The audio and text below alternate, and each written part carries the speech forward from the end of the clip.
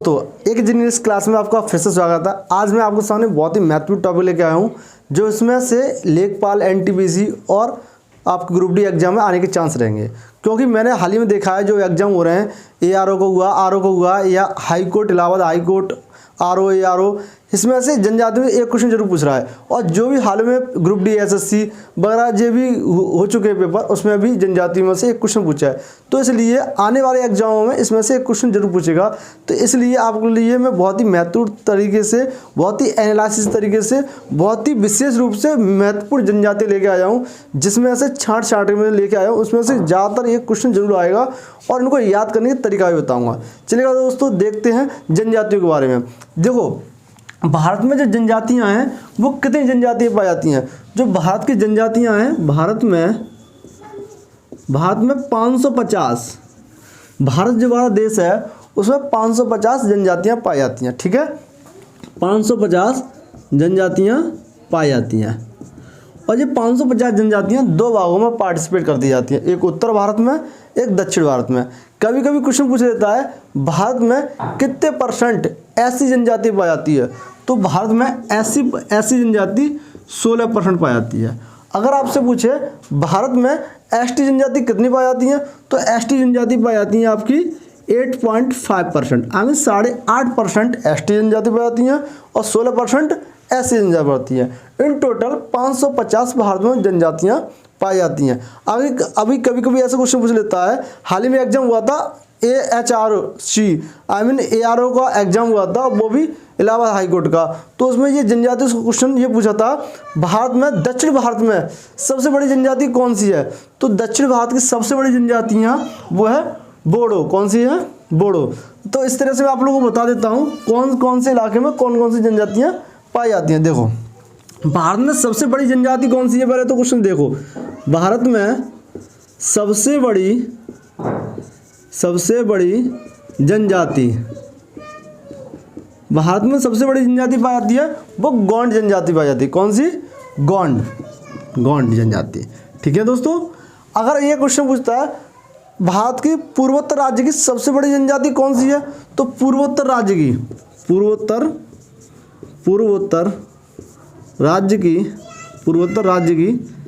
सबसे बड़ी जनजाति वो पाई जाती है आपकी कौन सी? वो भाई टोडो। कौन सी पाई जाती है?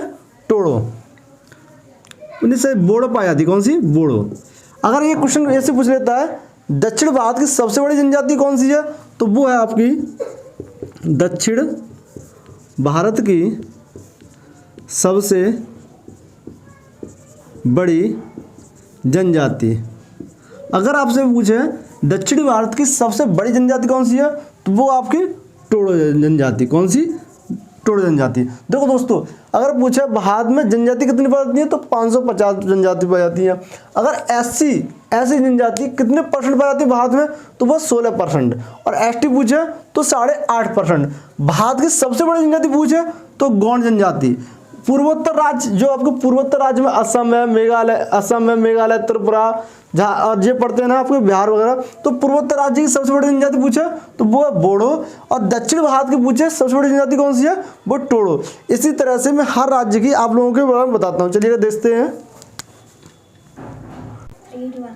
देखो दोस्तों, नेक्स्ट क्वेश्चन आता है जम्मू कश्मीर। अब आपको मैं मैं आपको जो बताऊंगा हर राज्य में कौन कौन सी जनजातियाँ पाई जाती हैं, सारे राज्यों की मैं एक सिस्टम तरीके से आप लोगों को समझाऊंगा और उनको ट्रिकों से याद भी कराऊंगा। बस आप लोग ध्यान से देखिएगा और समझिएगा।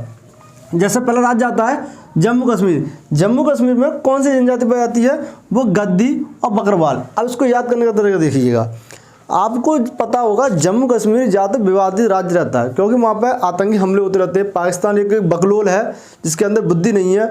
बस वो ये नहीं देखता कि सामने वाला खली है, भले आपके अंदर अपना खुद बच्चा क्यों नहीं है, वह लड़ने को तैयार रहता है। ये है पाकिस्तान की कंडीशन। और फिर भी कहता नहीं मैं लड़ूंगा, खली से भाई ना वो जीत पाएगा ना वो उसको मार पाएगा। ऐसी पाकिस्तान कंडीशन है। वो हमेशा हिंदुस्तान पे है, उसे पता अच्छी तरह से ना हम हिंदुस्तान को भी जीत पाएंगे ना हम जम्मू कश्मीर कभी राज कर पाएंगे। फिर भी उसकी अपने आदत से वो बाज नहीं जाता। तो वहाँ पर यही कंडीशन पड़ जाती है। अब इसको याद करने का तरीका देखो, जम्मू कश्मीर राज्य जो है उसमें कौन सी जनजाति पाई जाती है, गद्दी और बकरवाल।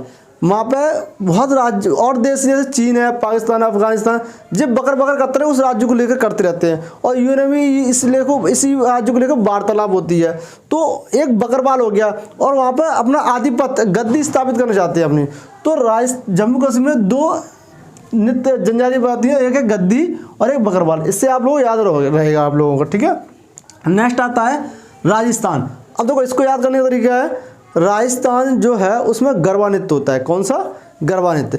अब गरबा जो नृत्य होता है वो भीड़ में होता है और एक टोली में होता है और बंजारा रूप में होता है। तो इसको याद करने का तरीका क्या है?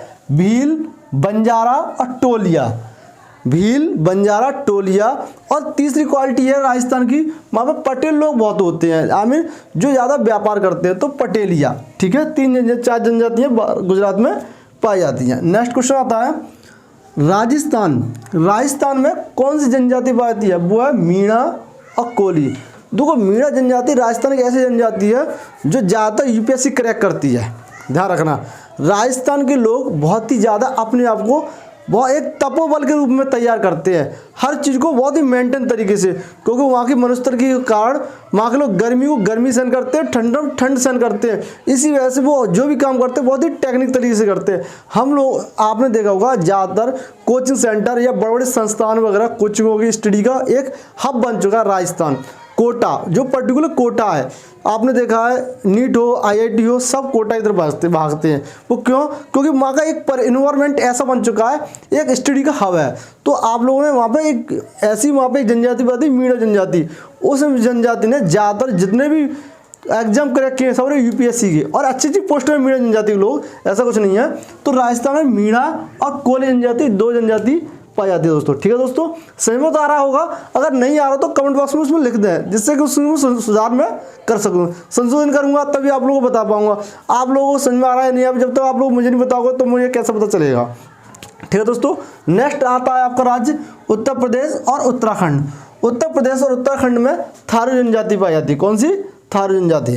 ठीक है, थारू और मजबूत, जैसे उत्तर प्रदेश से हमें तो थारू है, हम लोग कैसे किस जाति से? किसी जनजाति से? थारू जनजाति से। नेक्स्ट आता है मध्य प्रदेश। मध्य प्रदेश में जो जनजाति है वो गौंड जनजाति है। आपको मैंने बताया था कि भारत में सर्वाधिक सबसे ज़्यादा कौन सी जनजाति पाई जाती है? वो गौंड जनजाति। ठीक है, तो मध्य प्रदेश में गौंड जनजाति पाई जाती है और भील जनजाति। कौन सी? गौंड और भील। नेक्स्ट क्वेश्चन आता है बिहार और झारखंड। ये 2 राज्यों में ज़्यादा इंपॉर्टेंट, देखो ये राज्य ऐसे राज्य हैं जो ज़्यादा विवादित रहते हैं, क्योंकि यहाँ नक्सली एरिया रहता है, तो इसलिए ज़्यादा चर्चा में भी रहते हैं। तो यहाँ की जनजाति सबसे ज़्यादा पूछता है।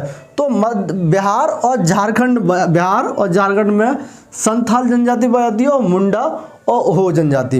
हो क्वेश्चन बहुत बार पूछ चुका, हो जनजाति कहाँ पाई जाती है? वो है बिहार और झारखंड में। नेक्स्ट राज्य आता है आपका उड़ीसा। उड़ीसा में एक जनजाति इंपॉर्टेंट है, वो है खोड़ जनजाति। कौन सी? खोड़। नेक्स्ट आता है असम। आपको मैं बताया पूर्वोत्तर राज्य में कौन सी जनजाति पाई जाती है? बोडो। तो ध्यान रखना पूर्व में पड़ता है, तो असम में बोडो जनजाति और मिकिन जनजाति। नेक्स्ट राज्य आता है मेघालय। मेघालय में पाई जाती है गारो, खासी, जयंती। ये बहुत इंपॉर्टेंट है। हाल ही में अभी एक एग्जाम हुआ है ARO का और ARO पेपर में, शायद मुझे पता है, मैं देखा था वो उसका सेट ऑनलाइन में पेपर हुआ था ARO का, इलाहाबाद हाई कोर्ट का। उसमें गारो जनजाति पूछी गई थी। गारो जनजाति किस राज्य की है? तो वो है मेघालय। गारो, खासी, जयंती, ये 3 जनजातियाँ बहुत इंपॉर्टेंट है, सबसे ज़्यादा क्वेश्चन यहीं से पूछता है। चलिएगा, नेक्स्ट राज्य आता है नागालैंड में कौन सी जनजाति पाई जाती है? तो मो, अंगामी और नागा। ये तो बहुत इजी तरीके से याद कर सकते हो। नागा और नागालैंड, मो, अंगामी, नागा। ठीक है, नेक्स्ट आता है आंध्र प्रदेश। आंध्र प्रदेश में कौन सी जनजाति इंपॉर्टेंट है? वो गदर। आपने पीछे देखी गदर, तो उसी समझ लेना। वो आंध्र प्रदेश एक ऐसा राज्य जहाँ तो ज़्यादातर मुस्लिम लोग रहते हैं। ठीक है, तो ऐसा कुछ नहीं, हिंदू भी रहते हैं, हिंदू और मुस्लिम दोनों रहते हैं, पर मुस्लिम ज़्यादातर लोग रहते हैं, इस वजह से। तो याद रखना गदर बच्चे आंध्र प्रदेश में। आपने वो भी देखा होगा, एक और 2-3 मूवी में ऐसे आंध्र प्रदेश के बारे में ज़्यादा चर्चित रहता है, तो जिससे ध्यान रखना आंध्र प्रदेश में कदर जनजाति पाई जाती है। नेक्स्ट आता है केरला। देखो जो क्वेश्चन पूछता है पेपरों में दक्षिण भारत की जनजाति के बारे में बहुत पूछता है, तो वो कौन सा है? केरला में कौन सी जनजाति है? इरेला जनजाति। कौन सी?